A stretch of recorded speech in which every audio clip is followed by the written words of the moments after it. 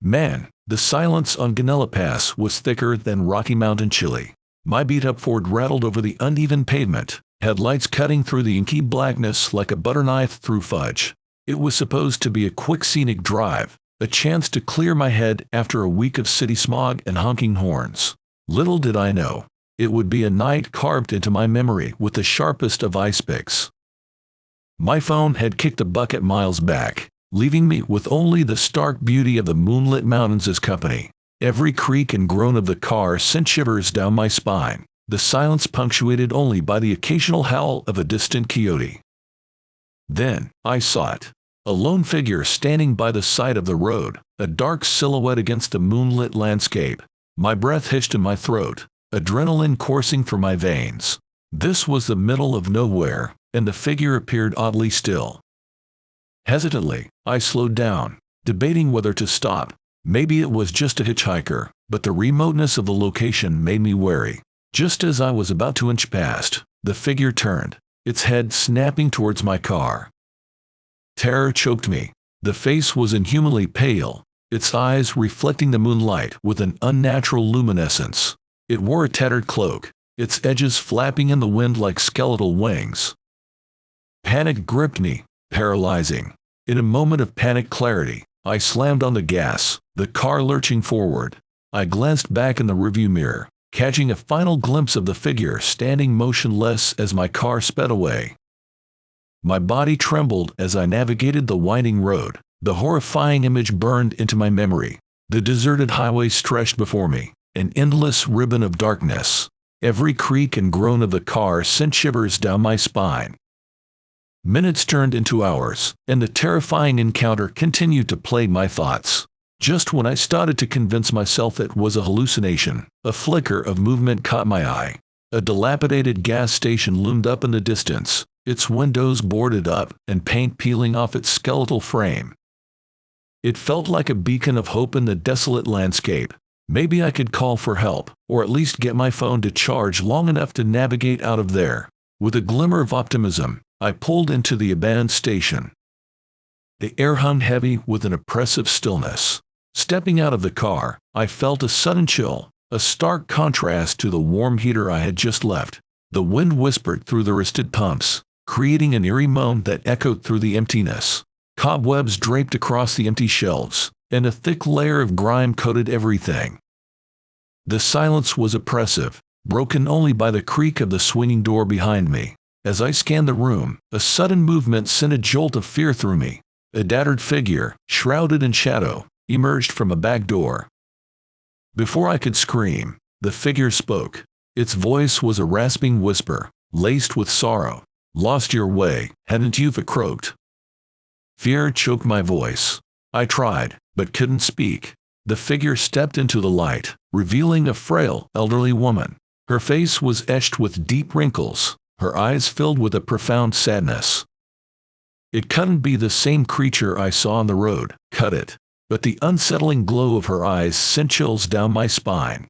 Was she real, or some phantom haunting this abandoned station? "Can I help you?" she rasped, her voice cracking with age. My phone died. I finally managed to stammer, "I need to get out of here." The woman sighed, a sound that resonated with the loneliness of the place. "You shouldn't be here on Ganella Pass at night," she said, her voice barely a whisper, "especially not near Red Rock Canyon." Intrigue pricked at my overwhelming fear. "Why not?" I asked, cautiously approaching her. She gestured towards a dusty photo frame lying on a counter. Picking it up, I saw a picture of a young, smiling couple in front of a scenic mountain vista. "They were hikers," the woman whispered, her voice trembling. "Lost their way in a storm near Red Rock Canyon years ago. Never found them." A shiver ran down my spine. Was this ghostly encounter connected to the terrifying figure I saw earlier? There's a legend," the woman continued, her voice barely audible, "about a young woman, lost in the mountains, forever searching for her love. They say her spirit haunts the canyon, weeping for what was lost." The pieces clicked into place. The ghostly figure by the road, the sorrow in the woman's eyes, they were connected. But was this woman a vengeful spirit or a lost soul seeking comfort? Curiosity battled with fear. "Do you know how I can get out of here?" I asked, clutching the photo close. The woman studied me with an unsettling intensity. "Follow the old miner's trail," she said, pointing towards a dusty map tacked on the wall. "It's a shortcut, but it leads through Red Rock Canyon." Her words sent a jolt of fear through me. The canyon was supposedly haunted, but the desolate highway seemed endless, with no guarantee of finding help. "Isn't there another way?" I pleaded, desperately hoping for an alternative. The woman shook her head, a flicker of sadness in her eyes. "There's no other way out by car tonight, but on the miner's trail, you might find what you're looking for, a way out, or maybe even closure." Her words hung heavy in the air, laced with an ambiguity that sent shivers down my spine. Did she mean closure for the lost hikers, or perhaps for myself? The silence stretched, thick and suffocating. Desperate for a signal, I checked my phone again. Still dead. My heart hammered against my ribs as I stared at the map, its faded lines marking the treacherous path through Red Rock Canyon. With a deep breath, I made a decision. Staying in this abandoned station with this unsettling woman felt more terrifying than facing the unknown. "Thank you," I mumbled, placing the photo back on the counter. The woman offered a thin smile, its sadness lingering in her eyes. "Good luck," she whispered, her voice barely a sigh. Stepping back into the cold night air, I felt a weight settle on my shoulders. The moon, once a beacon of hope, now cast an unsettling glow on the path leading to the canyon. Following the faded markings on the map, I ventured deeper into the darkness. The trail narrowed, winding through dense foliage and over jagged rocks. The only sound was my own ragged breathing and the occasional rustle in the undergrowth. As I navigated the treacherous path, the air grew colder, and a thick mist descended, obscuring the way ahead. Eerie whispers seemed to swirl around me, carrying a mournful melody that sent chills down my spine. Suddenly, a figure emerged from the mist, its translucent form shimmering in the moonlight. My heart lurched, but as it approached, I recognized the sorrowful face of the woman from the gas station. "Don't be afraid," she whispered, her voice filled with a haunting beauty. "I'm here to guide you. It won't be long now." Tears welled up in my eyes, a mixture of fear and a strange sense of peace. This spectral figure, once terrifying, now seemed more like a sorrowful soul than a vengeful spirit. We walked in silence, the ghostly woman leading me deeper into the canyon. The whispers grew louder, forming a melancholic symphony that resonated within the very essence of the mountain. Then, we emerged into a clearing. A lone figure stood by a towering rock formation, her back turned towards me. She was ethereal, shrouded in a soft, shimmering light. As I approached, the figure slowly turned, revealing the face of the woman from the photo at the gas station, only younger, filled with a radiant beauty. A wave of recognition washed over me. This was the lost hiker, her spirit forever searching for her love. Tears streamed down my eyes as I realized the profound depth of her sorrow. The ghostly woman from the gas station nudged me forward. Taking a deep breath, I approached the spirit, a wave of empathy washing over me. "I sought a picture," I said, my voice thick with emotion. "They never stopped looking for you." The ethereal woman turned towards the canyon, a tear rolling down her cheek, shimmering like moonlight. "Neither have I," she whispered, her voice filled with a heartbreaking longing.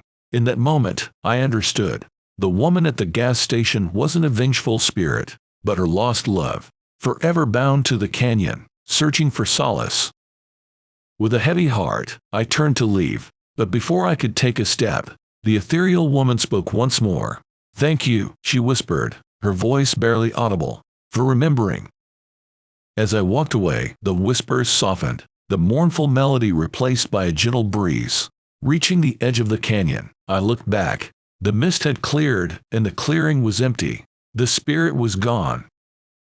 The rest of the journey down the miner's trail felt lighter, somehow. The oppressive weight of fear had been replaced by a quiet melancholy. As dawn approached, casting a golden glow on the mountain peaks, I stumbled out of Red Rock Canyon and onto the main highway. Exhausted but strangely serene, I flagged down a passing truck and hitched a ride to the nearest town. Though shaken by the events of the night, a sense of closure had settled over me. Back in the safety of civilization, I couldn't help but think of the lost hikers and the love that bound them together, even in death. It was a poignant reminder of the enduring power of human connection.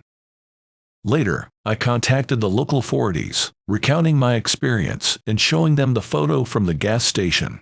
They were skeptical, of course, but promised to investigate the area around Red Rock Canyon. Weeks later, I received news. Human remains had been discovered, partially buried near the spot where I saw the ethereal woman. Dental records confirmed they were the missing hikers. Their story garnered national attention, finally receiving the closure they deserved. As for the abandoned gas station, I returned once, during daylight, hoping for some kind of confirmation. It was shut tight, boarded up even more than before. There was no sign of the ghostly woman. But on quiet nights, under a full moon, I sometimes swear I can hear a faint whisper on the wind, a mournful melody echoing across the mountains. It's a chilling reminder of the night I encountered the weeping ghost of Ganella Pass, a night that forever changed me, proving that sometimes, even in the darkest places, a faint light of love can still shine through.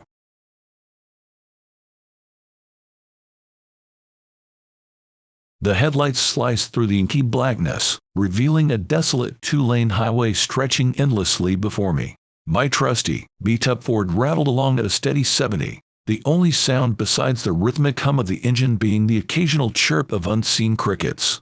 It was the kind of night that made you feel swallowed whole by the darkness, the vast emptiness pressing in from all sides. This wasn't exactly my ideal way to spend a Tuesday night, but thanks to my genius editor, Brent, with her deadlines tighter than a tick's backside, I found myself on a solo road trip to interview some reclusive artist in the middle of nowhere. The GPS had died an hour ago, and my trusty paper map looked like a crumpled napkin after a toddler's birthday party. Great. Suddenly, a flicker of light caught my eye in the rearview mirror. A car. Well, that's a relief, I thought. Some company wouldn't hurt. I slowed down a bit, expecting the car to pass, but it remained stubbornly behind me. My gut clenched a little as the headlights grew closer, illuminating a dusty white van with tinted windows. It looked like something out of a creepy abduction movie. Okay, paranoia mode activated. I checked my phone. Still no signal. Fantastic. Picking up the pace, I tried to lose the van in the darkness, but it stuck to me like a leech, its headlights unwavering. My anxiety skyrocketed. What did I even do? Was this some twisted prank by Brenda? Doubtful. She wouldn't risk my life for an article. Another unwelcome thought gnawed at me. This wasn't exactly a bustling highway. What were the chances of encountering another car, especially a creepy white van, in the middle of nowhere? My heart hammered against my ribs as I realized I might be in genuine danger. The deserted landscape offered no escape. Fields of tall cornstalks loomed on either side of the road, bristling ominously in the unseen wind. My mind conjured images of unseen figures lurking amongst the stalks, waiting to pounce. Then, without warning, the van lurched forward. It slammed into the back of my car, the force sending me careening into the oncoming lane. My scream died in my throat as I swerved, narrowly avoiding a collision with a pair of oncoming headlights. Adrenaline coursing through my veins, I slammed on the brakes, regaining control as dust billowed from beneath my tires. I glanced back at the van. It had come to a stop a few yards behind me, its headlights seemingly mocking my near-death experience. My hands trembled on the steering wheel. This wasn't a prank. This was bad. Really, really bad. Against my better judgment, I threw the car in reverse, pressing down on the gas pedal. The engine roared as I sped back the way it came, the van a menacing white blur in the rearview mirror. Every bump on the road felt like a nudge closer to disaster. After what felt like an eternity, the road curved, and I sight a gas station, a beacon of hope in the darkness. Relief washed over me in waves. It wasn't much, but it was something. I slammed on the brakes, fishtailing slightly before coming to a shaky halt. I scrambled out of the car, my legs wobbling beneath me. The gas station looked like it hadn't seen a customer in decades. The windows were boarded up. peeling paint revealing rotting wood beneath. Still, it offered a potential refuge, somewhere to call for help. As I approached the station, the sound of the van pulling up behind me sent a fresh jolt of fear through me. I froze, then broke into a run, the gravel crunching under my feet. Inside the station, a thick layer of dust coated everything. Cobwebs draped from the corners like macabre decorations. The air hung heavy with the smell of decay. Despite the grim ambience, I found a working payphone bolted to the greasy wall. With frantic fingers, I punched in 911. The line rang, and rang, and rang. No answer. Panic clawed at my throat. This couldn't be happening. My phone was still dead. I was trapped. Suddenly, a loud bang came from outside the van. I could hear the unmistakable sound of the driver forcing open the gas station door. I needed to hide. Glancing around the dusty interior, I spotted a back room behind a faded curtain. Praying it wasn't a dead end, I ducked behind a curtain and squeezed through a narrow doorway. The room was cramped and suffocating, filled with stacks of empty boxes and forgotten junk.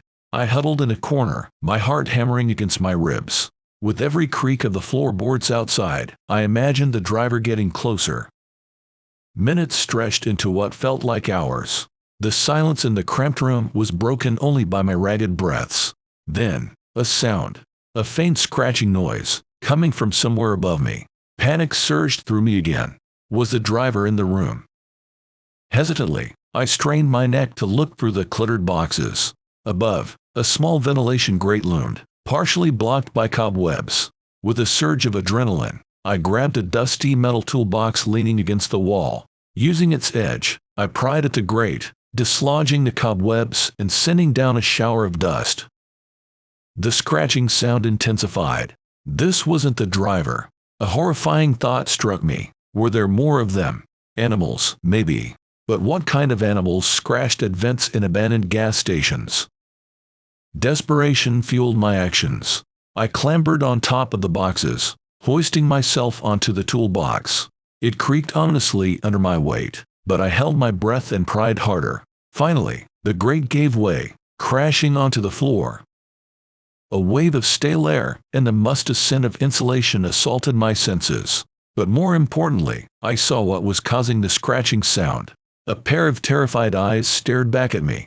Not glowing red eyes of some monster, but large, round, and undeniably human. Relief washed over me so strong I almost toppled off the boxes. It wasn't a monster after all, just another person, another victim. The girl, no older than 18, her face a mask of dirt and fear, reached out a hand to me. With a shaky grip, I grabbed her hand and pulled her into the small room. We collapsed in a tangled heap on the dusty floor, both panting heavily. "Who are you?" I whispered, my voice hoarse. She took a red breath. "Sarah. I was driving home when that van ran me off the road. I crawled in here to hide." The horror in her voice mirrored my own. We huddled together in a cramped space, the silence broken only by our shallow breaths and the occasional creak from outside. It wasn't a comfortable situation, but at least I wasn't alone. We were both terrified, but somehow, her presence gave me a sliver of hope. After what seemed like an eternity, faint sirens pierced the dense silence. We exchanged a glance, hope flickering in our eyes. This sound grew closer, and moments later, flashing red and blue lights filled the doorway. Relief threatened to overwhelm me as two police officers cautiously entered the room. We stumbled towards them, a jumbled mess of exhaustion and fear. Sarah and I were ushered outside, blinking in the harsh light of the police cruisers. The officers, after hearing our story, looked skeptical at first, but upon inspecting the van, they found it abandoned, the engine still warm. There was no sign of the driver. Later, at the police station, a call from a nearby trucker confirmed our story. He had witnessed a white van swerving recklessly on the highway before the station came into view. The mystery of the driver and his motives remained unsolved, but we were both safe. As dawn painted the horizon with a soft glow, Sarah and I stood outside the station, waiting for a ride back to civilization. The abandoned gas station, now bathed in the golden morning light, looked far less menacing. Our ordeal had been terrifying, but it had also forged a bond between us. We had faced our fears together, strangers who had become allies in the face of the unknown. And as I drove away, Sarah's grateful smile etched in my memory. I knew that even though the dead static of the night had tried to consume us, it couldn't snuff out the spark of human connection and the will to survive. Felt like hours. The silence in the cramped room was broken only by my ragged breaths. Then, a sound. A faint scratching noise, coming from somewhere above me. Panic surged through me again. Was the driver in the room? Relief threatened to overwhelm me as two police officers cautiously entered the room. We stumbled towards them, a jumbled mess of exhaustion and fear. Sarah and I were ushered outside, blinking in the harsh light of the police cruisers. The officers, after hearing our story, looked skeptical at first, but upon inspecting the van, they found it abandoned, the engine still warm. There was no sign of the driver. Later, at the police station, a call from a nearby trucker confirmed our story. He had witnessed a white van swerving recklessly on the highway before the station came into view. The mystery of the driver and his motives remained unsolved, but we were both safe. As dawn painted the horizon with a soft glow, Sarah and I stood outside the station, waiting for a ride back to civilization. The abandoned gas station, now bathed in the golden morning light, looked far less menacing. Our ordeal had been terrifying, but it had also forged a bond between us. We had faced our fears together, strangers who had become allies in the face of the unknown. And as I drove away, Sarah's grateful smile etched in my memory. I knew that even though the dead static of the night had tried to consume us, it couldn't snuff out the spark of human connection and the will to survive.